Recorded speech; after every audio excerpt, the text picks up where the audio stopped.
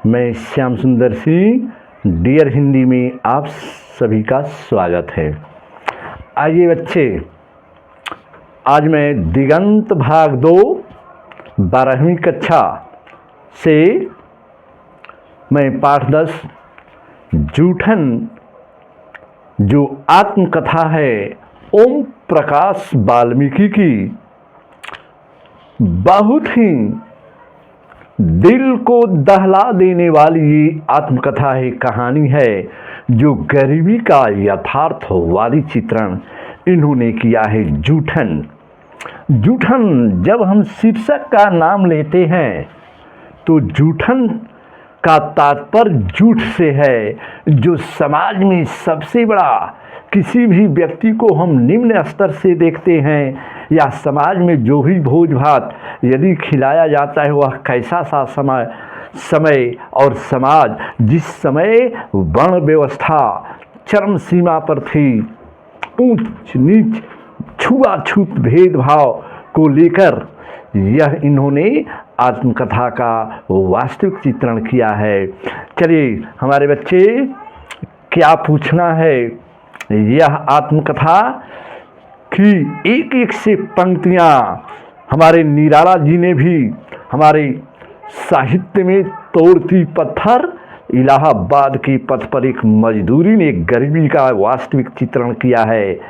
कैसे समाज में लोग हैं जिनके कुत्ते दूध में नहलाए जाते हैं और एक एक से गरीब दर दर की ठोकरें खाकर भरपेट भोजन भी मुहताज नहीं होता। मेरे प्यारे बच्चों, हमारे निराला जी ने देखा है पथ पर कि एक भिक्षुक आ रहा है, उसके साथ 2 बच्चे भी हैं। तो क्या पूछना है, चाट रहे हैं जूठी पत्तल, कभी सड़क पर खड़े हुए उनसे भी झपट लेने को कुत्ते भी हैं अड़े हुए। वैसी कहानी। चलिए आगे हम चलते हैं। पहले हम चलेंगे प्रमुख पात्र, किसी भी कहानी हो, एकांकी हो, जो भी, तो पहले पात्रों का चित्रण हमें जानना जरूरी है। आइए बच्चे, ये हमारी लेखक के शब्दों में जो ओम प्रकाश वाल्मीकि हैं, स्वयं लेखक के शब्दों में आत्मकथा का चित्रण है। और लेखक जिस विद्यालय में पढ़ रहा है वहाँ का हेडमास्टर है कलीराम, जो कि बच्चों के साथ दुर्भावना का वर्णन करता है। अछूत बच्चे के साथ विद्यालय एक मंदिर है, विद्यालय में कभी ऊंच नीच का भेद नहीं करना चाहिए। फिर भी एक कलीराम जो है अछूत का लड़का हमारे ओम प्रकाश वाल्मीकि हैं, तो उस पर अपना जो है ऐसा व्यवहार करना, प्रताड़ित करना कि क्या बताया जाएगा, आगे हम कहानी के माध्यम से बताएंगे बच्चे।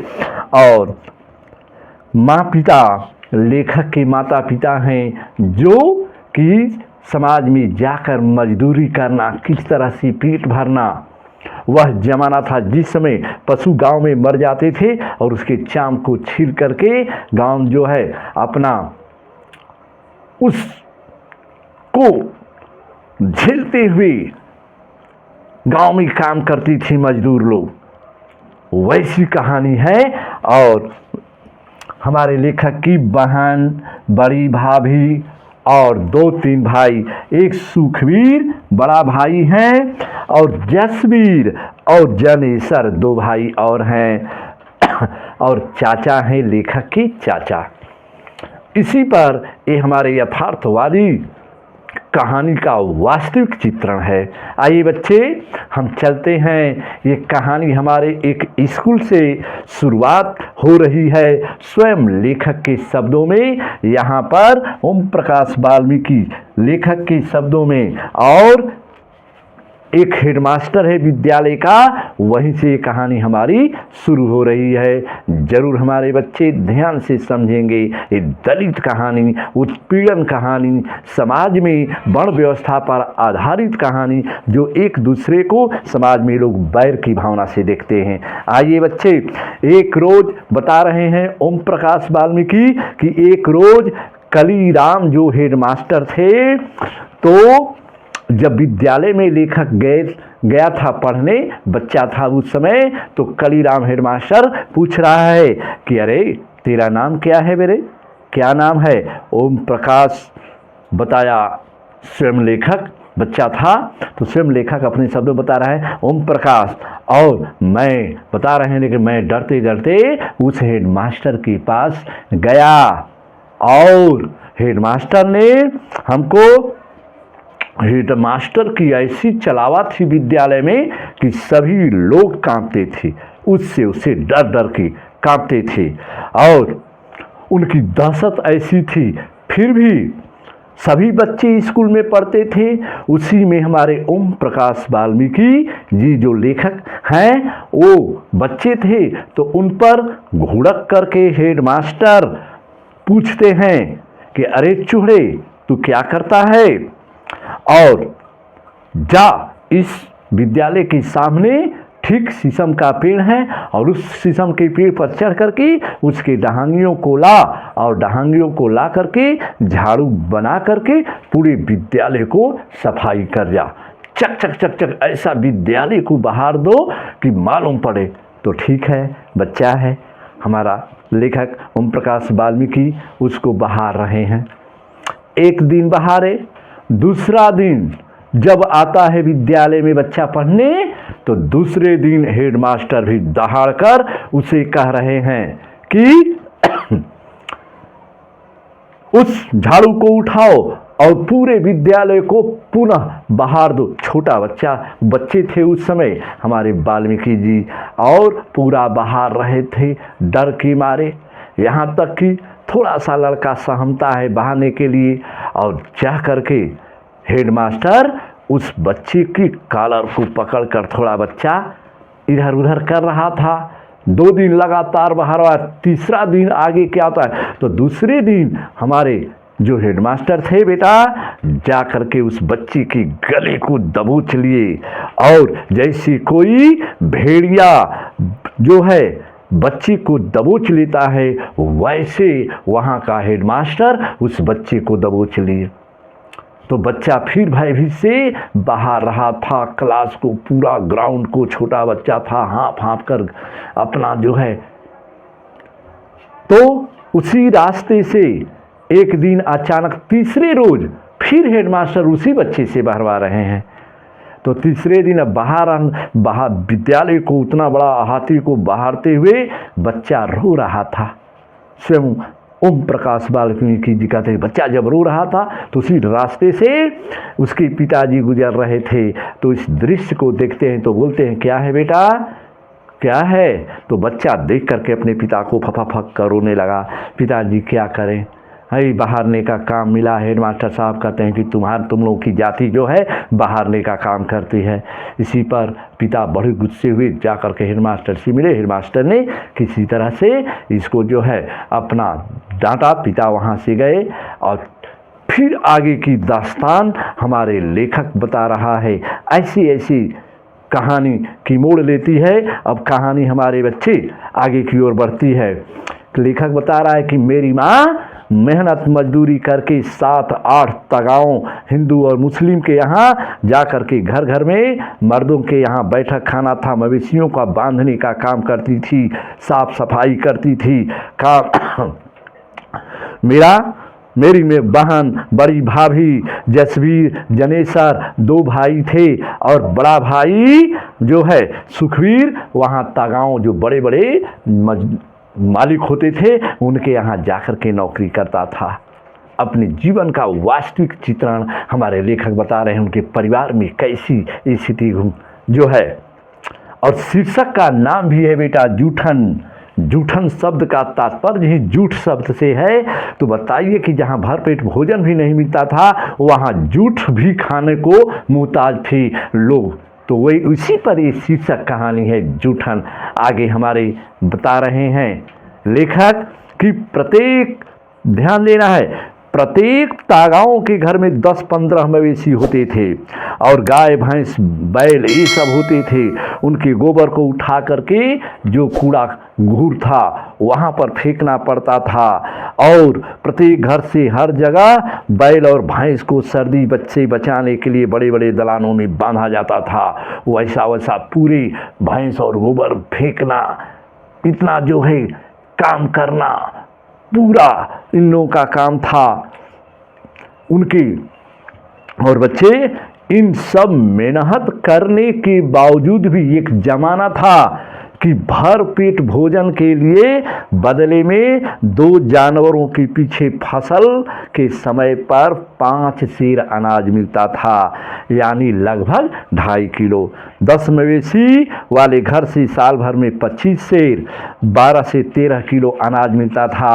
और उस समय घर की बची खुची रोटी जो खास तौर पर चूहड़ों को देने के लिए आटे में भूसी मिलाकर बनाई जाती थी, कभी कभी जूठन भी भंगन की टोकरी में डाल दी जाती थी। वैसा था दृश्य। इसी के लिए जूठन हमारा जो है शब्द आया है, बार बार बच्चे जूठन। तो शादी ब्याह के मौक़ों पर जब मेहमान या बराती खाना आते थे तो चूहड़े दरवाजे के बाहर बड़े बड़े टोकरे लेकर बैठ जाती थी। बारात खा जाने और चुकने के बाद उस पत्तल पर जो भी बचा खुचा भोजन होता था तो वे सब सोचते थे कि जिस पत्तल पर सबसे अधिक जूठ होता था उसको इकट्ठा करके लोग उसके खाट पर सुखवा करके अपना उसको रखे रहते थे और खाने के लिए मजबूर थे। आइए बच्चे, पत्तलों से जो पूड़ियाँ टुकड़े मिलते थे वे धूप में सुखवा लिया जाता था। चरपाई पर कोई कपड़ा डालकर उन्हें फैला दिया जाता था, जूठन जो मिलता था। और अक्सर मुझे ये बैठाया जाता था क्योंकि सूखने वाली पूड़ियों पर हमारे मुर्गी कौवे कुत्ते अक्सर टूट जाते हैं और जरा सी आँख बची की पूड़ियाँ साफ करके डंडा लेकर चरपाई के पास बैठना पड़ता था। ये पूड़ियाँ बरसात के दिनों में बड़ी काम की चीज़ होती थी। चलिए देखिए, जहाँ भरपेट भोजन नहीं मिल रहा है वो पूड़ियाँ सुखवा करके, पत्तल की पूड़ियाँ जिसको उसको सुखवा करके खाया जाता था। हमारे लेखक ओम प्रकाश वाल्मीकि जी बता रहे हैं, जब मैं छोटा था तो माँ के साथ जाता था। माँ पिताजी के हाथ बैठाने के लिए तागाओं जो बड़े बड़े मालिक होते थे अक्सर सोचा करते थे कि ऐसा खाना क्यों मिलता है। आज मैं सोचता हूँ तो वह दृश्य मैं देखता हूँ तो मेरा जी मचलने लगता है। मेरे प्यारे बच्चों, दर्द भरी आत्मकथा कहानी का वास्तविक चित्रण हमारे लेखक ओम प्रकाश वाल्मीकि द्वारा की जा रही है। आइए, लेखक बता रहा है हमारे ओम प्रकाश वाल्मीकि उन दिनों में 9वीं कक्षा में था। घर की आर्थिक स्थिति बिल्कुल कमज़ोर थी। एक एक पैसे के लिए प्रत्येक परिवार के सदस्य को खटना पड़ता था। मेरे पास पाठ्य पुस्तकें हमेशा कम रहती थी, मैं चाह कर भी नहीं पढ़ता था और दोस्तों से मांग करके अपना काम में चलाता था। कपड़े की वही स्थिति, कपड़े चिथड़े जैसे थे फटे पुराने, मैं पहन करके विद्यालय में जाता था। जो मिल गया उसी को मैं पहनता था। चलिए बच्चे, आइए, कभी कभी गांव में यदि बैल या पशु किसी का मर जाता था तो एक गाय बैल या भैंस को उठाने के लिए 4 से 6 लोगों की ज़रूरत होती थी और जिसकी मवेशी मर जाता था जल्दी से उस गांव से हटाना पड़ता था। इसलिए वह बार बार बस्ती में आकर चिल्लाता था। देर हो जाने पर मालिक जो है गालियां बकता था, उठाने वालों को इकट्ठा करने में देर हो जाती थी। मरे हुए पशुओं को उठाना बड़ा कठिन होता है। हमारे लेखक बता रहे हैं, अगले पिछले पैरों को रस्सी में बांध करके बांस की मोटी बाहियों से उठाना पड़ता था और इस श्रम के बदले, मात्र श्रम तो हम लोग करते थे लेकिन श्रम के बदले हम लोग को समाज में गालियां मिलती थी। आइए मेरे बच्चे, कितना क्रूर समाज रहा है। उस श्रम का कोई मोल नहीं, निर्धनता के बरकरार रखने का एक षड्यंत्र यह सब था। गरीबी क्या नहीं करती। मरे हुए पशु को खाल मुजफ्फरपुर के चमड़ा बाजार में बिक जाती थी, जहाँ पर लेखक था। लेखक का जीवन परिचय में मैं बताया हूँ मेरे प्यारे बच्चों। मुजफ्फरपुर नगर है, वहाँ पर वहीं का लेखक रहने वाला था। उन दिनों एक पशु की खाल 20 रुपये में बेची जाती थी और आने जाने और मरे हुए पशुओं को उठाने की मजदूरी देकर मुश्किल से एक खाल के बदले 10-15 रुपये हाथ में आते थे। तंगी के दिनों में उस दिन 10-15 रुपये भी बहुत बड़ी रकम मानी जाती थी। चलिए, गरीब से गरीब परिवार हो और जिसका थोड़ा बड़ा परिवार हो, उस समय 2 पैसे मिल जाए तो काफ़ी है। चमड़ा खरीदने वाले दुकानदार खाल में ही जो है मीन मेख निकालता था।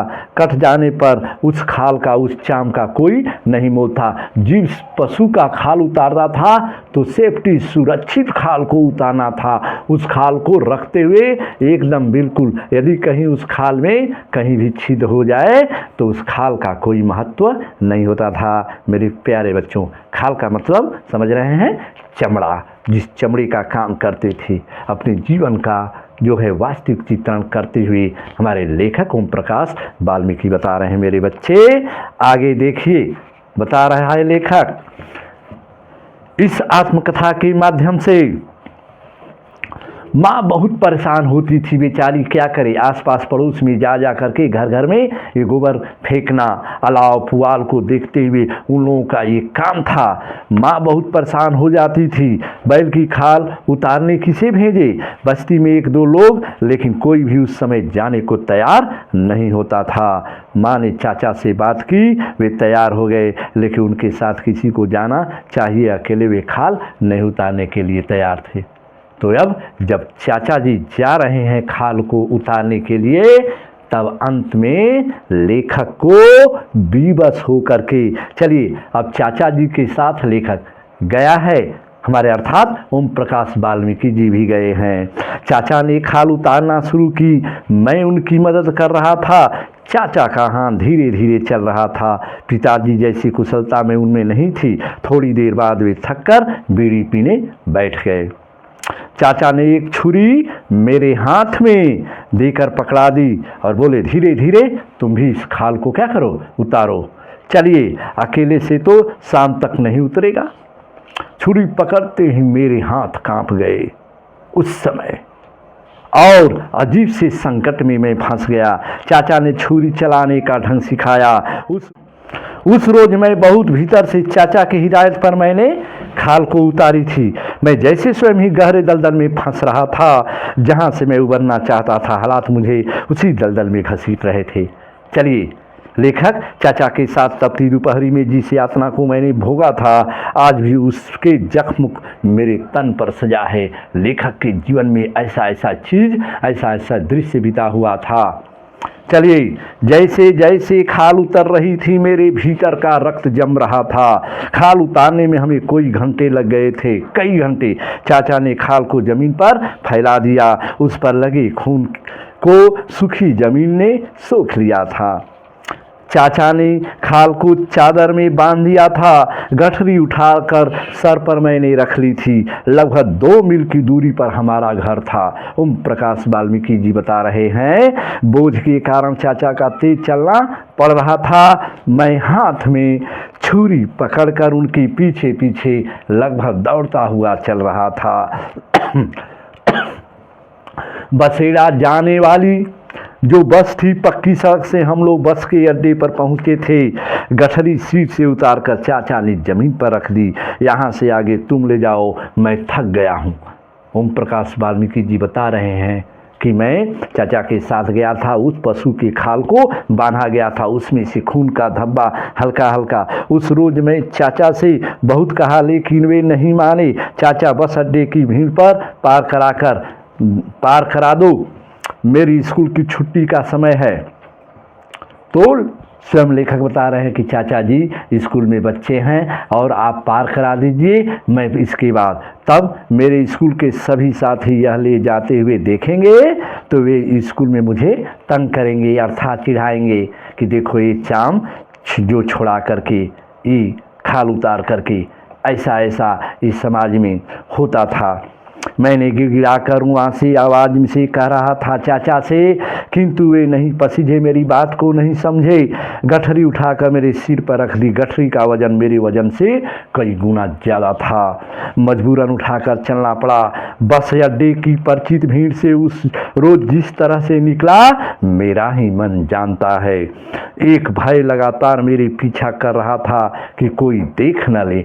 समाज के लोग, हमारे साथी, हमारे बच्चे, सिर पर जो चाम का गठरी जैसा मैं लिया था, खाल को उतार कर कोई सहपाठी न मिल जाए। अगर कोई पूछे बैठेगा तो मैं क्या बताऊं। अपने जीवन का बता रहे हैं हमारे ओम प्रकाश वाल्मीकि जी। घर तक पहुँचते पहुँचते मेरी टांगें जवाब दे गई थी उस समय का, और लग रहा था कि अब गिरा तब गिरा। गांव के किनारे किनारे चलकर लंबा चक्कर काटा था उस बस्ती तक पहुंचने के लिए, अपने घर तक। मुझे उस हालात में देखकर माँ रो पड़ी थी। मैं सिर से लेकर पांव तक गंदगी से भरा हुआ था। कपड़ों पर खून के धब्बे साफ दिखाई दे रहे थे। बड़ी भाभी ने उस रोज माँ से कहा था, इनसे ये न कराओ, हम लोग भूखे रह लेंगे, इन्हें इस गंदगी में ना घसीटो। भाभी के ये शब्द आज मेरे लिए अंधेरे में रोशनी बनकर चमकते हैं। मैं उस गंदगी से अब बाहर निकल आया हूँ, लेकिन लाखों लोग आज भी उस घिनौनी जिंदगी में जी रहे हैं। तो मैं यही कहना चाहता हूँ कि आज भी समाज के लोग, तुम लोग जो है अपने वास्तविक यथार्थवादी जीवन को पहचानो। तो चलिए मेरे प्यारे बच्चों, ये कहानी यहाँ पर ओम प्रकाश वाल्मीकि द्वारा लिखित कहानी जो हमारी जूठन है, तो उनके समय में कैसे कैसे ये स्थिति बीती है, इसी का वास्तविक चित्रण हमारे लेखक ने किया है। इसी के साथ मेरी कहानी समाप्त होती है।